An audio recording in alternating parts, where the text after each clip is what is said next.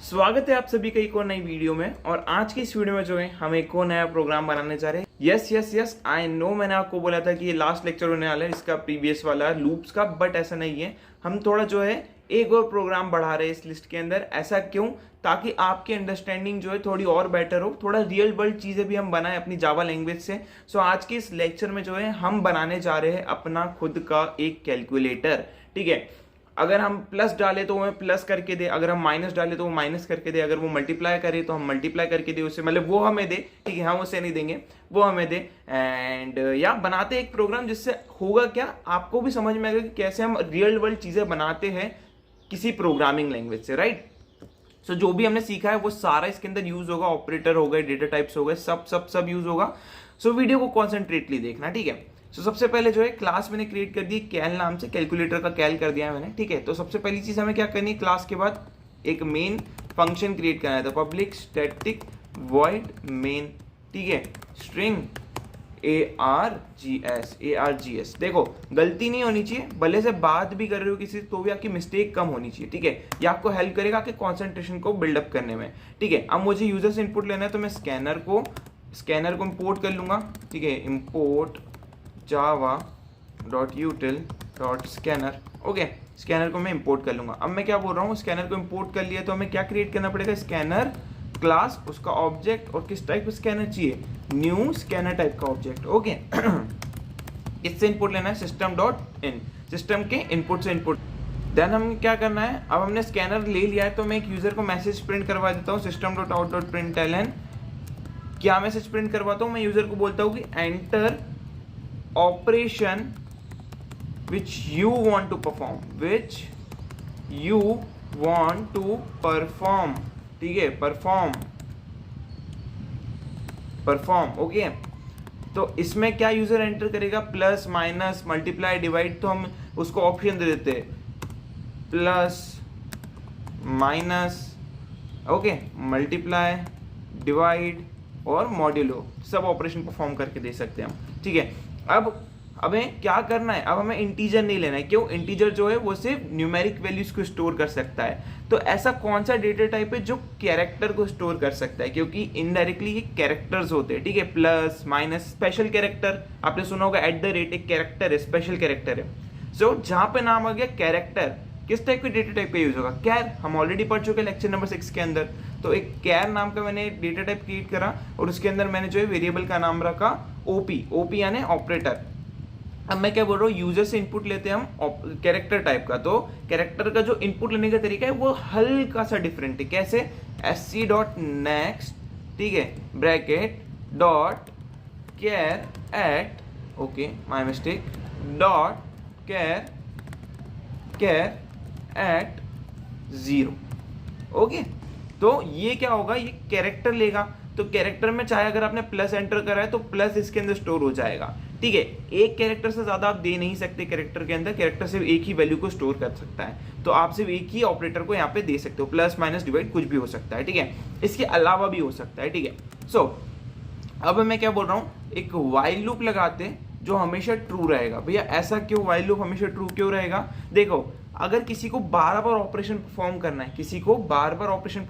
है, तो क्या बार बार कोई ऐसी कंडीशन दूंगा कि वो चेक करे कि वो फॉल्स है ट्रू? नहीं, तो हम इसको कंप्लीटली हमेशा के लिए ट्रू बना देंगे ना। अब आपका कैलकुलेटर हर बार आपसे पूछता है did you want to continue, नहीं, वो चलते जाता है। जब आपको रोकना है आप रोक देते हो, बंद कर देते हो उसको। ठीक है, सिंपल सी प्रोसेस यहाँ पे फॉलो करिए। ट्रू का मतलब हुआ क्या, ये हमेशा जो है चलते रहेगा जब तक आपको चलाना हो। ठीक है, सो हमें जो है कोई भी चेकिंग कंडीशन नहीं डाली, सीधे हमें एंट्री मिली। अब यहाँ पे जो है हम चेक करेंगे इफ अगर मेरा ऑपरेटर जो है वो इक्वल्स टू है, किसके इक्वल्स टू है, प्लस के। ठीक है, या फिर मेरा ऑपरेटर क्या हो, इक्वल्स टू हो किसके, माइनस के। या फिर ठीक है, या फिर चेक करो क्या मेरा ऑपरेटर इक्वल्स टू है किसके, मल्टीप्लाई के।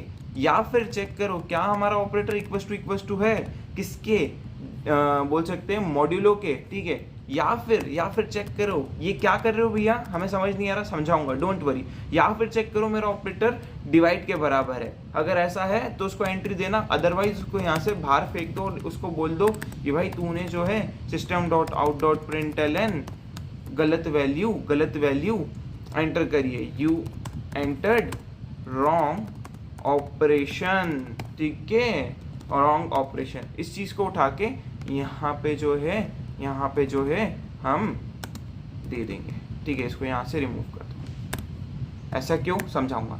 एक भी चीज अगर आपको समझ नहीं आएगी, डोंट वरी, मैं सारी चीज आपको समझाऊंगा, ठीक है। अभी यहाँ पे इतने प्रोग्राम में होगा क्या वो समझो ध्यान से, ठीक है। मैंने यूजर को एक मैसेज प्रोवाइड करा कि भाई आपको जो भी ऑपरेशन परफॉर्म करना हो, प्लस माइनस डिवाइड मल्टीप्लाई, जो भी आपको जो है एंटर करना है, ठीक है। वाइल लूप के अंदर हमें हमेशा एंट्री मिलेगी, ये कभी फॉल्स नहीं होगा जब तक आप ना चाहो। अगर आपको रोकना है तो आप कंट्रोल सी करके रोक सकते हो, ठीक है, वो मैं आपको बताऊंगा कैसे। अभी सिर्फ इतना समझो कि हमें हर बार एंट्री मिली, सबसे पहले मैंने जो है यूजर से बोला कि भाई एंटर करो कि आपको कौन सा ऑपरेशन परफॉर्म करना है। तो सपोज यूजर ने प्लस एंटर करा, ठीक है, या सपोज यूजर ने ये डिवाइड एंटर कर दिया, ठीक है, डिवाइड एंटर कर दिया, ये वाला साइन, ये वाला, ओके। तो डिवाइड एंटर हो गया ओपी के अंदर। अब मैं चेक कर रहा हूँ क्या मेरा ऑपरेटर प्लस के बराबर है, नहीं है, तो यहाँ से फॉल्स रिटर्न हो गया, ठीक है। अगले वाले पे जाके चेक होगा क्या मेरा ऑपरेटर माइनस के बराबर है, नहीं है, तो एंट्री नहीं मिलेगी। अगले वाले पे चेक करो क्या मेरा ऑपरेटर मल्टीप्लाई के बराबर है, नहीं है, आगे चेक करो क्या मेरा ऑपरेटर डिवाइड के बराबर है, मतलब रिमाइंडर के बराबर है, नहीं है, आगे चेक करो क्या मेरा ऑपरेटर डिवाइड के बराबर है, यस, तो इफ के अंदर एंट्री दे दो। तो भैया ये जो इतना बड़ा लिखा है इसका मतलब क्या हुआ, देखो हम चेक कर रहे हैं कि अगर इनमें से मेरा एक भी ऑपरेटर मैच कर गया तो मैं एंट्री दे दूंगा। कैसे भैया, कैसे मिल रही है, क्योंकि बाकी सब तो फॉल्स हो रहे हैं। तो हमने और ऑपरेटर पढ़ा नहीं था क्या, और ऑपरेटर क्या पढ़ा था हमने कि अगर इसमें से सारे भी फॉल्स हो जाए लेकिन एक भी ट्रू हो जाए तो हम एंट्री देंगे। तो ये कैसे वर्क कर रहा है, फर्स्ट वाला फॉल्स हो गया, ठीक है, फॉल्स और ऑपरेटर, अगला चेक करो फॉल्स और फॉल्स इक्वल्स टू फॉल्स, ठीक है, ये दोनों को मिला दो तो फॉल्स हो गया। फिर अगला चेक हो रहा है इन दोनों का मिला के जो फॉल्स आया और इसका फॉल्स, ठीक है, तो फॉल्स और फॉल्स, ठीक है। फिर चेक होगा क्या, अब इन तीनों का मिला के जो आया फॉल्स, ठीक है, इन तीनों का मिला के जो आया फॉल्स और इसका फॉल्स जो आएगा फॉल्स और ऑपरेटर फॉल्स, तो फिर से हमें फॉल्स मिला, क्योंकि और में सिर्फ एक ही कंडीशन फॉल्स हो सकती है जब दोनों फॉल्स हो जाए, ठीक है। सो अब ये पूरा जो सेक्शन है वो मेरा फॉल्स हो गया, ये पूरा सेक्शन जो है मेरा फॉल्स हो गया यहाँ तक। फिर मैंने चेक करा क्या is my operator is equals to this, yes, true. So इस पूरे का फॉल्स और इसका ट्रू, और ऑपरेटर क्या बोलता है, एक भी ट्रू मिला, फॉल्स और ट्रू और फॉल्स, ट्रू, ओके। सो इसको एंट्री दे दो, एंट्री मिली हमें इसके अंदर, एंट्री मिली। अब मैं क्या बोल रहा हूँ, अब आपको यूजर से मस्त इनपुट ले लेना है, ठीक है, इनपुट ले लेना है। इनपुट लेना है क्या, इनपुट लेना है आपको 2 नंबर, क्योंकि जनरली हम 2 नंबर पे ऑपरेशन परफॉर्म करते हैं, ए और बी ले लेंगे। Enter the number, right, enter the number in var1 variable 1, ठीक है, इंट var1, नाम आप अपनी पसंद से दे सकते हो, sc.next इंट, ठीक है। अब एक चीज ध्यान से देखो, अगर मेरी यहाँ पे सपोज किसी ने बहुत अलग ही टाइप का जैसे एंड ऑपरेटर दे दिया, ठीक है, कुछ इस टाइप का ऑपरेटर दे दिया एंड, कुछ इस टाइप का ऑपरेटर दे दिया एंड, ठीक है, इस टाइप का ऑपरेटर दे दिया।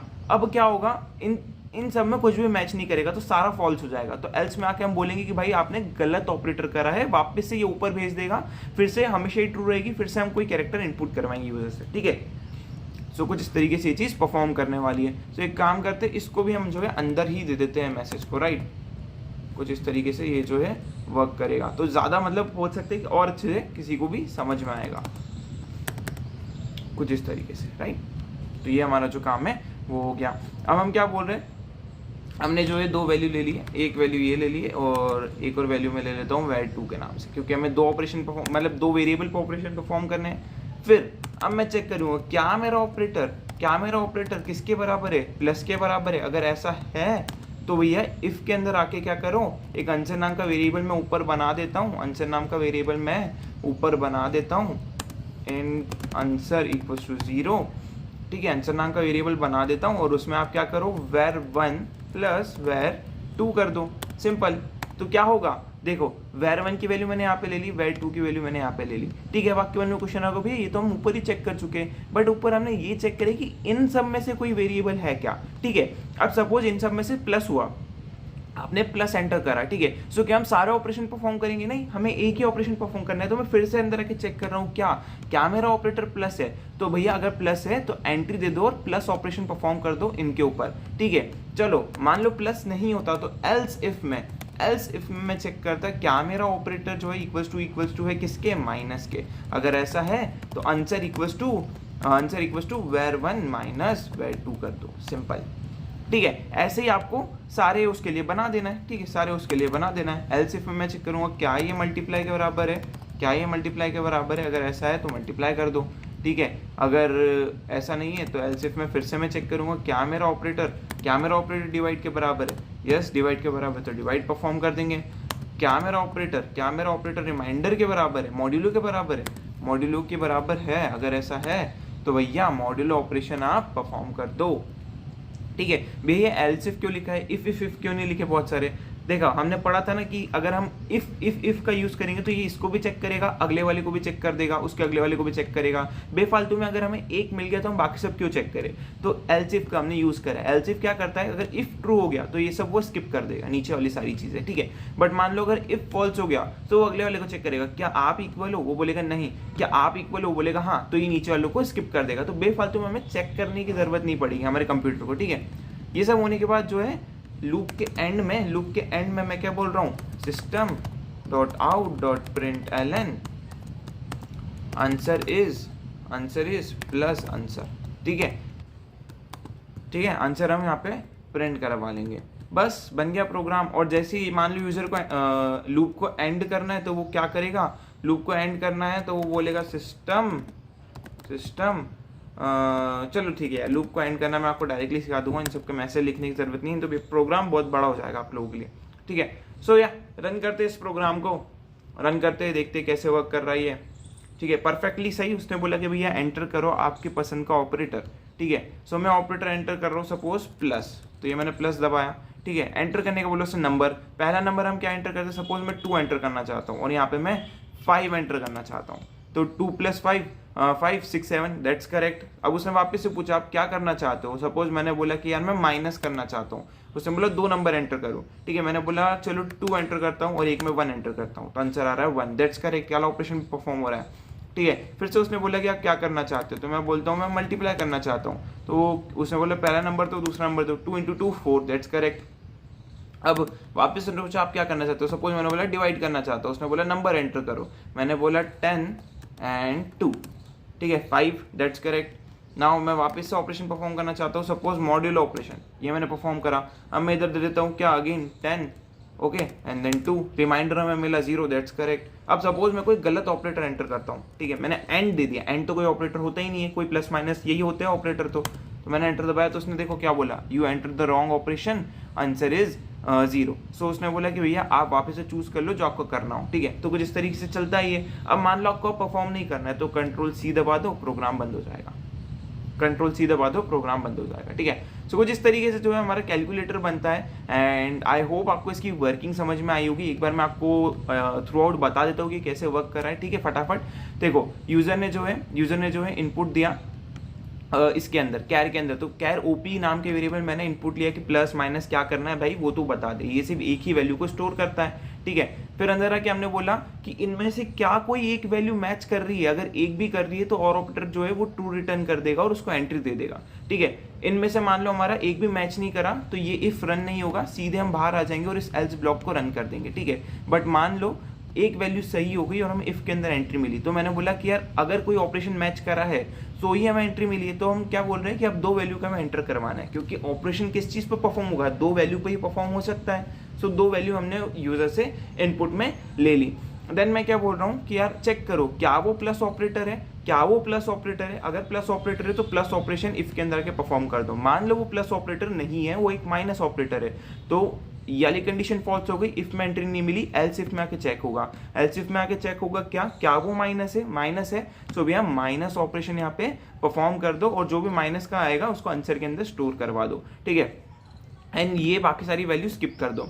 ठीक है, मान लो वो मल्टीप्लाई है तो ये आ गया, तो मल्टीप्लाई ऑपरेशन परफॉर्म होगा, divide and modulo. Same as मान लो कोई भी कंडीशन मैच तो करेगी, क्योंकि एक ना एक वेरिएबल मैच करा है तभी हमें एंट्री मिली है। ठीक है, तो इसमें से कोई ना कोई ऑपरेशन परफॉर्म होगा और ऑपरेशन परफॉर्म होने के बाद सीधे यहाँ पे आएंगे और यहाँ पे हम आंसर प्रिंट करवा रहे।